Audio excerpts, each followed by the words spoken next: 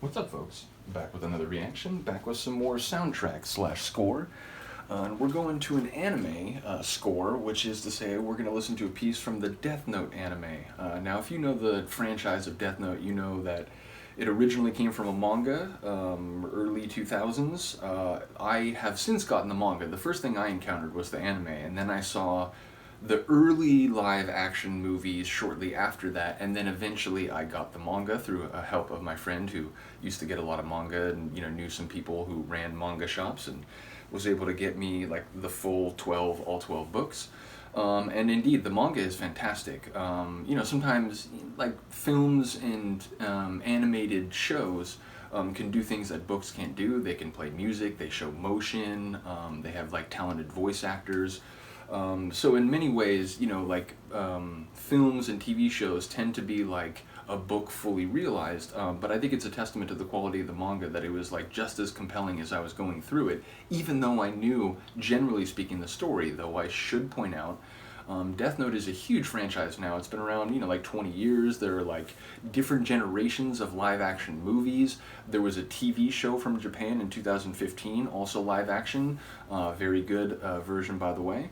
And ultimately, like most of these different films and TV versions make different choices as to exactly what happens, exactly how the story plays out. And in some ways, they tend to get to the same ending point, although even then it's different. Like the first live action movie had a very different end than the anime or manga end in terms of exactly how the end plays out, even if some of the details are the same. So it's a franchise that and a story that exists in a number of different iterations. And again, the anime is perhaps the most well known. I would say it's probably the most popular. And it's another case where the English dub is very well done. It was done by a Canadian studio. I forget the name of the studio. I think they're in Vancouver, British Columbia somewhere. But yeah, they got a lot of good, talented people to come in and do the voices, which is good because the original Japanese voice actors are insanely good. But as quickly as possible, it's a story about this like teen who's like the best of the best. Like he's the top of his class, always getting A's to the point where he's like bored in school. Like he gets A's in everything. He is like read the literature often before it's even been assigned. Like he's just this super student. And he's very good at like fencing or not fencing, kendo, and like basically he's good at everything, sports, like whatever. But he's really bored in the world, and he like has this increasing contempt for the world. He sees crime around, and he sees people take advantage of others, not just in a like crime out on the street, but even in school. He sees some kids bullying other kids for their lunch money and whatever. And so he's like really intelligent, but he's increasingly jaded and disconnected from the world. And one day he sees this book fall from the sky, and he's like, what the hell? And he picks it up, and it says Death Note. And it says on the front page that if you write someone's name in this book while thinking of their face, they will die within 60 seconds. And you can specify how they die. And at first it's like, what a joke. Like, this is a weird like prank for someone just to leave around and I guess throw off of a building top or whatever. But he does pick it up and he takes it home, and he's thinking, I'm not going to write anything in it. It's just a silly book, whatever. But he's watching the news, and there's a hostage situation, and they release the name of the person who's like, because they know who it is, like inside this building holding people hostage. It's like, oh, the perpetrator is so and so, and here's a picture of him and whatever. And so the main character, Light, is his name, Light Yagami. He takes out the book and he writes the guy's name while looking at his picture, and then like a minute later, and he's like, it's just ridiculous, whatever. And then a minute later, the news people are like, wait, something's happening. The hostages are running out of the building. Like, what the heck? And then a minute later, it's like, oh, we're hearing word from the police that the hostages said the hostage taker, the kidnapper, just fell down. Like he just died of a heart attack.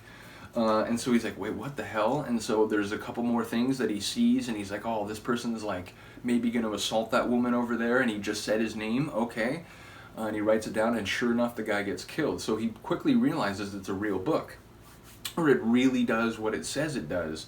And it turns out it's a book from the world of the Shinigami, which Shinigami is like a sort of Japanese mythological concept about the gods of death, and they sort of, live in this other realm, and they're aloof, they don't really, they're kind of, Grim Reaper-esque in the way that they just come and collect human souls and so on. And apparently it's one of the Shinigami's books, and they write down the people that they kill and like whatever, but it got into the hands of a human. And so because he's so smart, and because he has such disdain and contempt for a lot of the world that he sees, he starts using the book a lot. And he like not only starts killing people that have been publicly like arrested for murder and so on, even though they're about to like serve their justice anyway, he starts killing people, even those that are already in police custody. And over time he starts killing people who haven't even committed the worst offenses, but like maybe more minor offenses. And so, because he's so smart, he does these elaborate sort of countermeasures to make sure he's never going to get caught.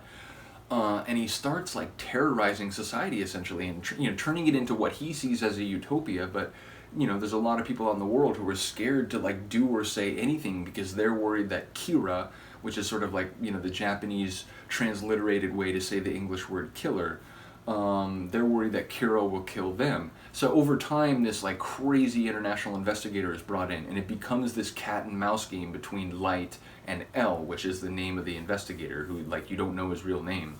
So yeah, it's this brilliant show. Again, it's cat and mouse. It's really clever, and it's a weird thing. The first time I watch it, you kind of have sympathy for Light at the beginning, or at least I did, in the way it gets started. But over time, it's increasingly clear, like, no, he's a psychopath. Like, he's gonna, create this, like, hell on earth if it means that, for him, it's this utopia where no one does anything bad.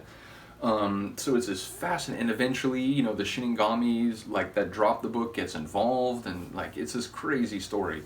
But anyway, the music is not only epic throughout with different flavors, but one of the running themes is that because it's about life and death, excuse me, there's like a lot of iconography about life and death, and skulls and so on, and also like religious imagery. So there's like a lot of crosses and so on, and like there's a section where like Light and L are like eventually Light joins the investigation to figure out who Kira is, even though it's him.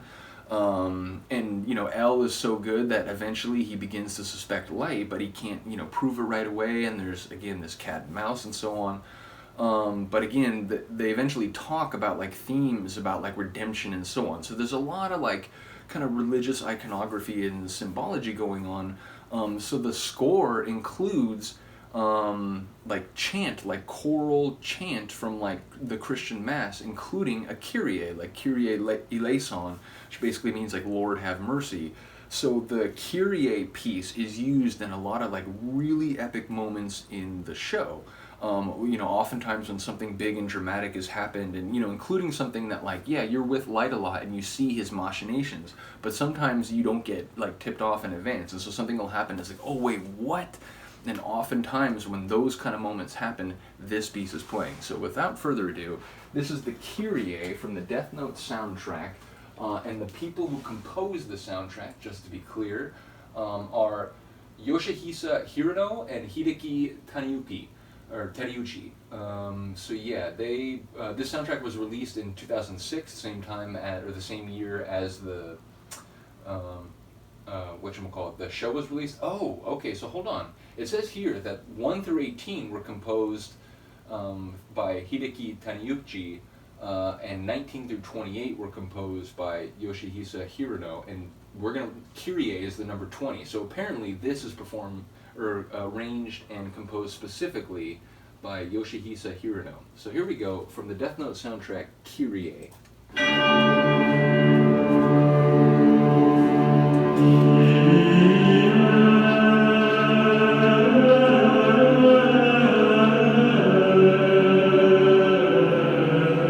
Instant goosebumps.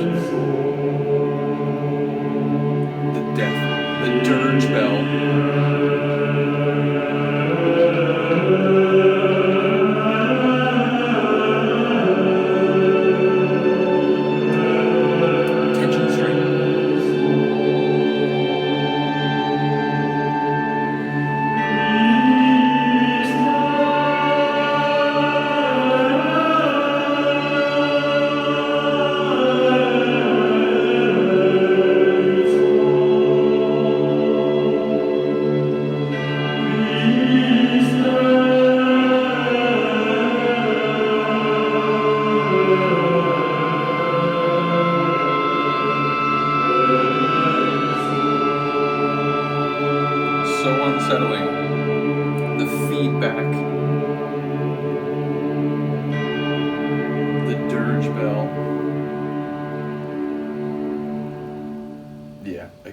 It's one of those things where that's a sort of epic sound anyway. But knowing the context of the show, it just makes me want to like instantly whip out the DVDs and start watching.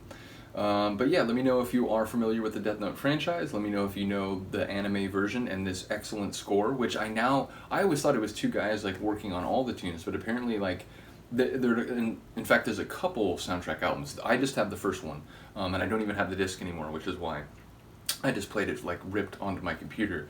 But I only have the first soundtrack disc. But again, apparently, like half of it was written by one of the guys and half was written by the other guy, which I didn't know. So thank you to Wikipedia for informing me in that regard. But yeah, a fantastic tune. I really enjoy it. Like I said, it has the dark, unsettling feel of the show, and again, it sort of like is a sonic articulation of Light's mindset, which of course is hilarious, right? Because when he talks, you know, he's Ryuk, which is the name of the Shinigami who dropped the book just to see what would happen. That's literally his motivation. He wanted to cause some trouble, so he threw a Death Note into the human world to see what would happen. And it was picked up by this really smart and really cynical teenager. So eventually he introduces himself, hey, that's my book, and you know, eventually I'm going to write your name in there, but for now I just want to see what you're going to do with it.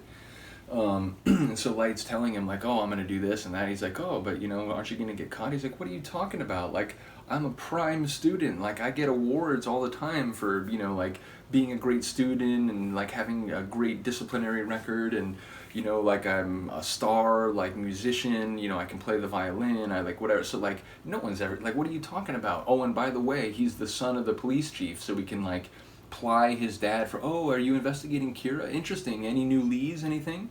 So basically, like, he's like, you know, like on the surface of it, I'm the perfect teenager. No one's ever going to suspect me.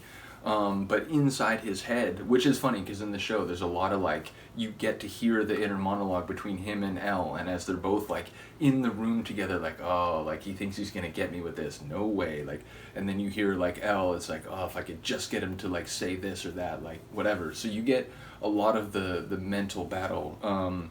But yeah, like I said, I think this piece really articulates Light's sort of mindset, that sort of like dangerous, sort of ominous, threatening atmosphere. So yeah, let me know again if you're familiar with the franchise. Even if you're not, let me know what you thought of the tune. Other than that, we'll see you next time. Peace.